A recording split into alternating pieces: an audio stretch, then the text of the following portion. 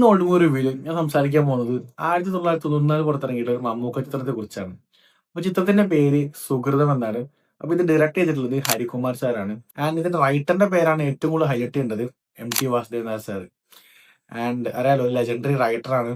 അതുകൊണ്ടാണ് ഈ സിനിമയ്ക്ക് വളരെയധികം ലൈഫ് ഉണ്ട്. ലൈക്ക് ഒരു റിയാലിറ്റിനോട് വളരെയധികം അടുത്ത് നിൽക്കുന്ന ഒരു കാര്യമാണ് ഈ ഒരു ചിത്രത്തിലെ മെയിൻ എല്ലാ ഇമോഷൻസും. വളരെയധികം ഇമോഷണൽ ആയിട്ടുള്ള ചിത്രം കൂടിയാണിത്. അപ്പോ സിനിമയിലെ പ്രധാന കഥാപാത്രം ചെയ്തിട്ടുള്ളത് ഒന്ന് മമ്മൂക്ക, അതുപോലെ രവിശങ്കർ ഒരു ജേർണലിസ്റ്റിന്റെ റോളാണ് ചെയ്തിട്ടുള്ളത്. അതുപോലെ പുള്ളിക്കാരന്റെ വൈഫായിട്ട് ഗൗതമി മാം, മാലിനി എന്നാണ് ക്യാരക്ടറിന്റെ പേര്.